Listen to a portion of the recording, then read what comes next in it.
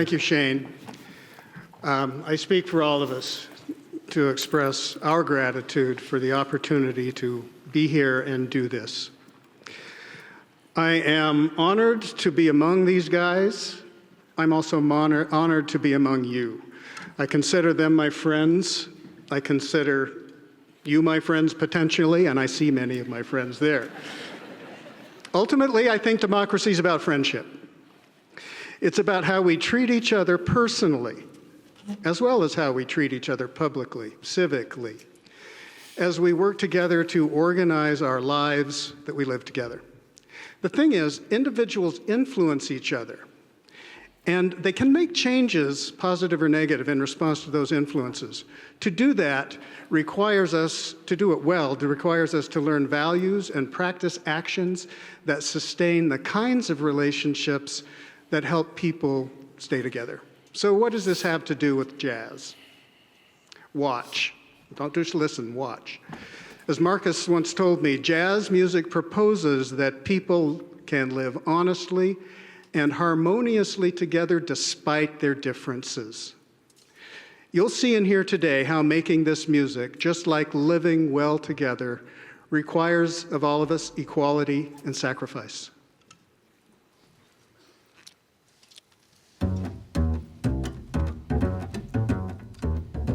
BYU, how you doing?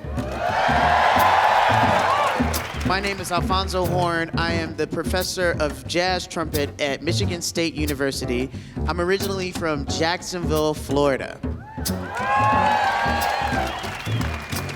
Hello, my name is Tim Blackmon. I'm also on the trumpet. I'm the implied jazz trumpet instructor at Oakland University in Auburn Hills, Michigan, and I'm originally from Miami, Florida. Hey there, BYU. It's Ron Westray, Oscar Peterson Chair, York University, Toronto, Ontario, Canada.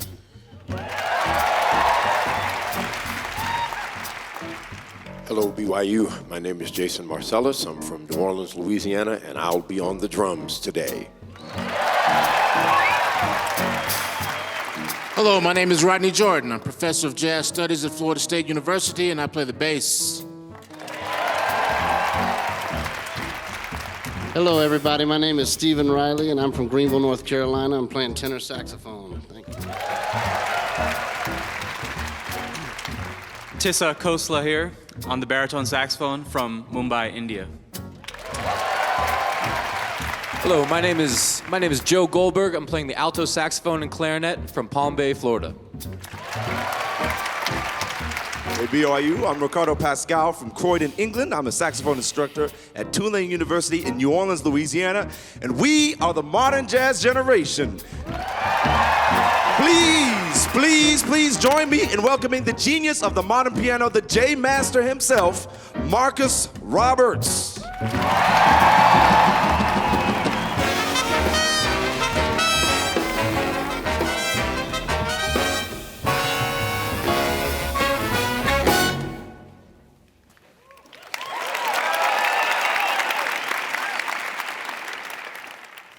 Thank you so much.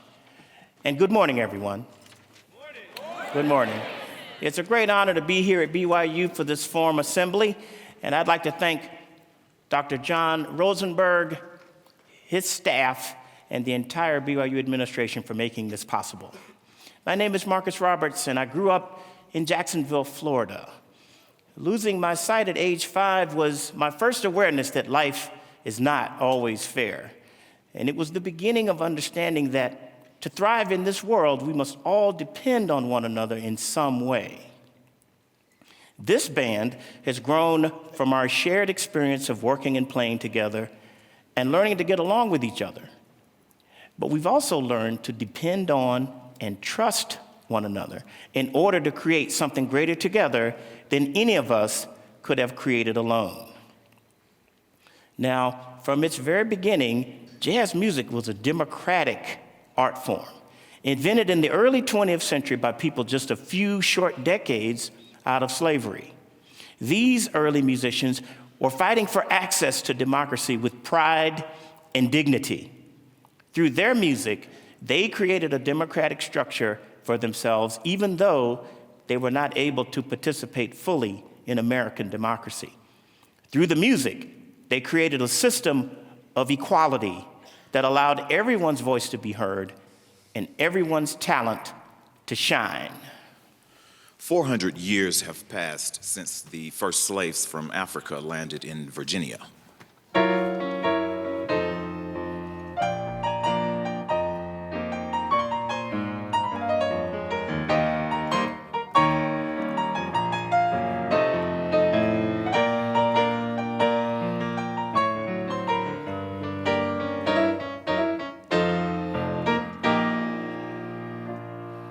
But change takes time, and change is full of ups and downs. Whenever one group of people is fighting for change, other groups are fighting against it. Frederick Douglass certainly understood that. He wrote, "In a composite nation like ours, there should be, as before the law, no rich, no poor, no high, no low, no black, no white, but one country, one citizenship, equal rights, and a common destiny for all."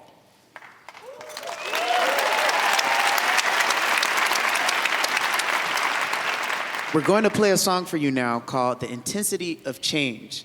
This song uses different moods, rhythms, and tempos to symbolize many of life's changing circumstances.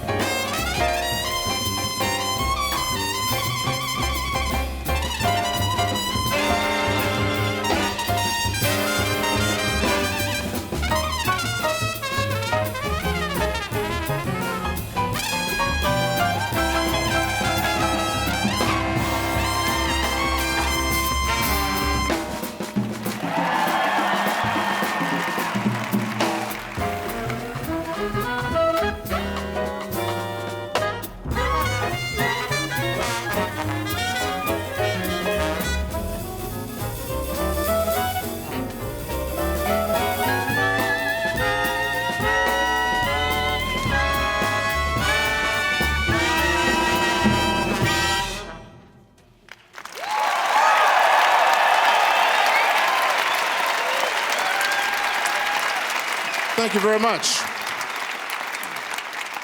Equality is a fundamental principle of democracy. And to be honest, most bands are not particularly democratic. So how can a band be more democratic?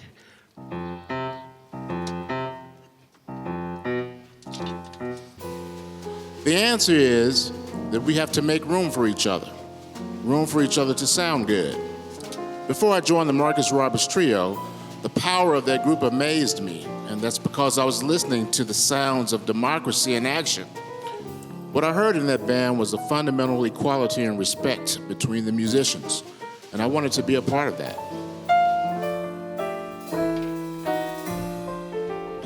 The Marcus Roberts Trio. Our trio is an experiment in democracy on a musical level, with the bass and drums having roles that are equal to the piano. For this to work, the leader has to allow everyone to share in controlling the direction of the music. This is not true in most jazz bands because jazz musicians are imperfect, just like the rest of America. It's true, but we keep trying. We keep trying. Because every time we succeed in working and staying and playing together, every time we listen to everyone's voice, we become stronger and better musicians and better people. We're going to play a song for you now called The Spanish Tinge to demonstrate the democratic structure of our trio. Hopefully, you will see how we're all listening and paying attention to each other.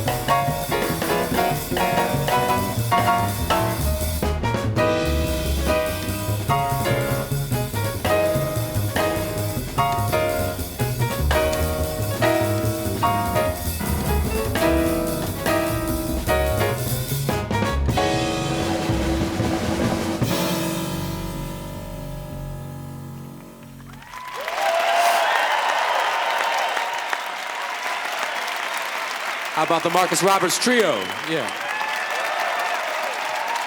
Thank you, thank you. It's human nature to be selfish and to want to promote your own agenda.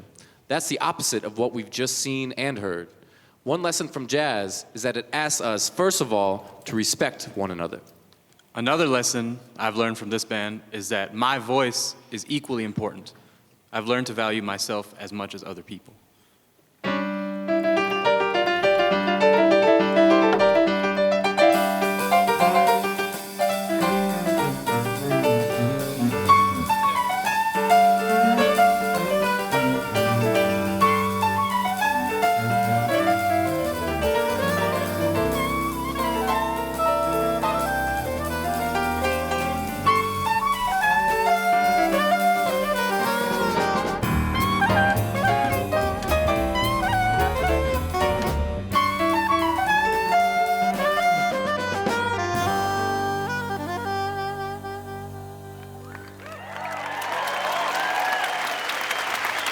Thank you, thank you. Jazz allows us to express our own ideas. Of course, there are rules, just as we have in a well-ordered society. There is a carefully defined structure to the music, but that structure allows for flexibility. There's a lot of freedom in jazz music. You can take a lot of liberties with it. When I first started playing with Marcus almost 30 years ago, I didn't do that. I just played everything exactly as it was written. But Marcus encouraged me to integrate what I knew of the history of this music, because jazz music arose out of the experiences of black people in America, but also out of my own history. And my history. And my history. And our history. And your history, too.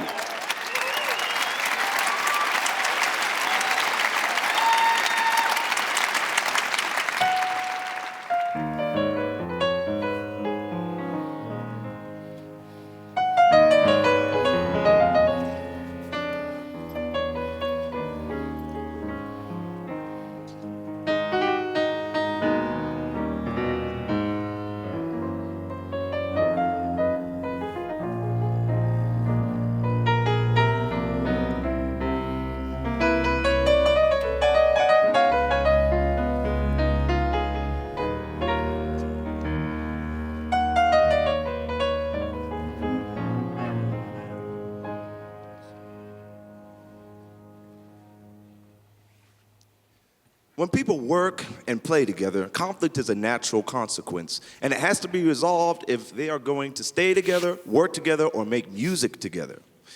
In our band, it's not really possible to create great music if we don't resolve our conflicts, because the music requires us to communicate and collaborate. And unresolved conflicts makes true communication impossible. I think that's true in all of our relationships. Conflict is inevitable, but communication and collaboration are always options. You do need a healthy ego and personality to play jazz, but that has to be balanced with an openness to other people's ideas and creative power. This helps us to resolve conflict in a way that builds democratic character. If you don't work to resolve your conflicts, you will most likely end up with the blues.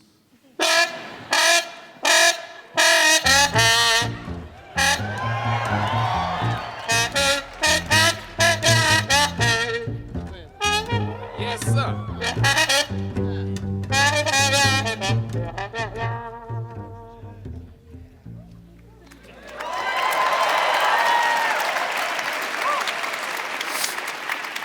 When we play the blues, we are using music to first state what the problem is.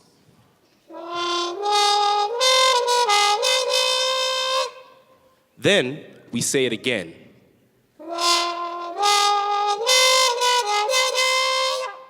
And finally, we look for some kind of resolution.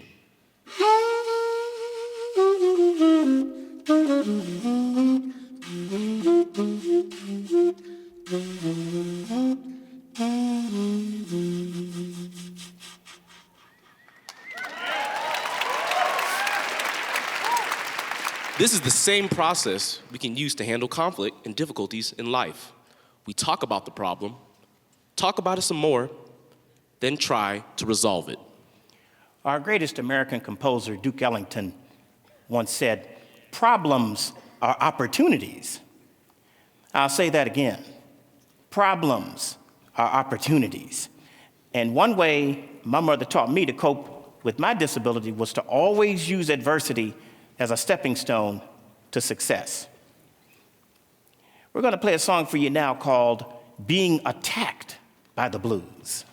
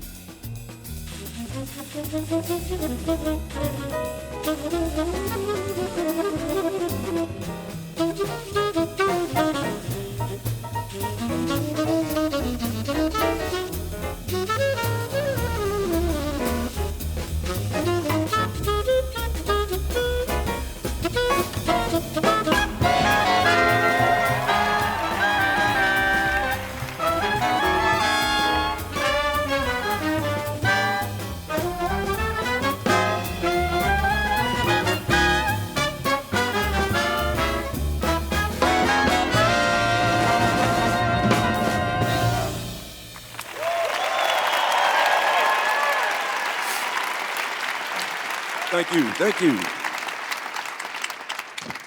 To truly play jazz well requires not only great focus and a willingness to work hard, but it also requires that you work in collaboration with other people. Our band is a community of musicians, and we learn to play this music in the ideal way by helping one another along the way. Every one of us believes in this music, and Marcus has taught us how to believe in each other and how to trust one another. The special thing about Marcus is that once you're a member of his band, you're a permanent member of his band. It doesn't matter how skilled you are or if you're struggling, you'll be given an opportunity to grow and to address your inadequacies. That's true mentoring. And that was a part of jazz music from the very beginning. We've lost much of that tradition in 21st century America, but it's still alive and well in the modern jazz generation.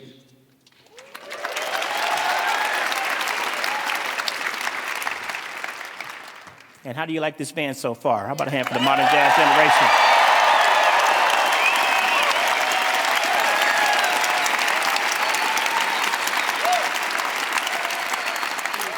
It's been a joy working with them. I mean, I believe that mentoring is critically important to the development of character.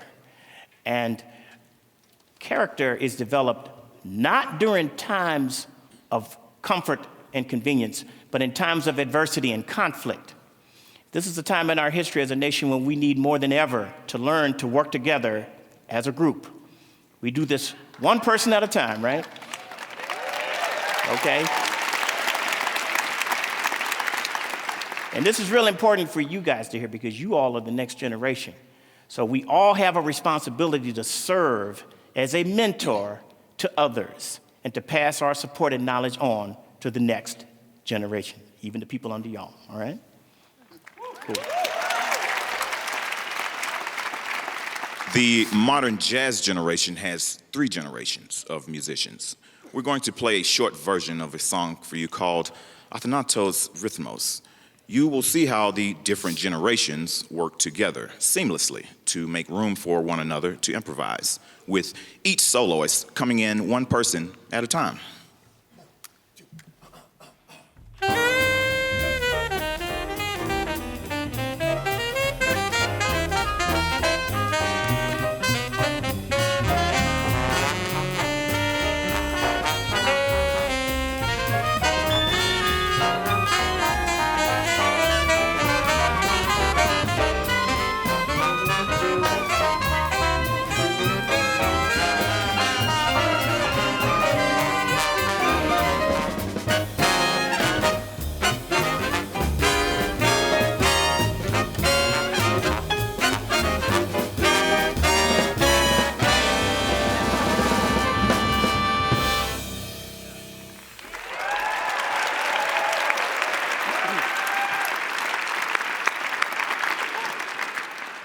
We're almost done, sadly. I hope this has not only been entertaining for you, but most important, has provided you a glimpse into how this great music can teach these musicians democratic character as they play it. And mostly, I hope you can see what it has to teach all of us as well.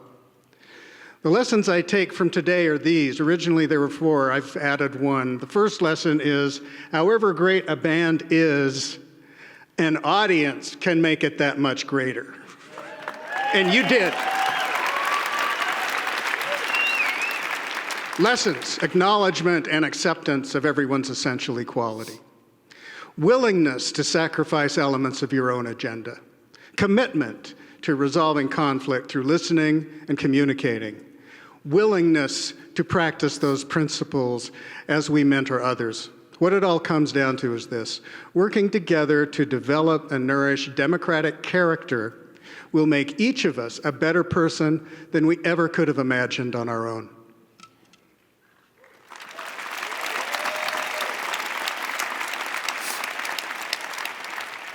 Art of all types has a critical role in society, and one of its essential roles is to propose solutions to problems. That's what jazz artists like Duke Ellington, Ella Fitzgerald, and Thelonious Monk were doing. They were describing a world that was equal and fair, a world where anyone could become the man or woman they aspired to be. They envisioned this world even though they didn't have full access to it. They couldn't stay at any hotel they chose or buy a house in any neighborhood. Their right to vote was even restricted, but on the bandstand, they lived a regal and exalted existence. Our democracy is still evolving, and jazz still has much to teach us about how we can become a better country and better people. That's my goal, becoming a better person every day that I'm blessed to be on this earth. Thank you so much.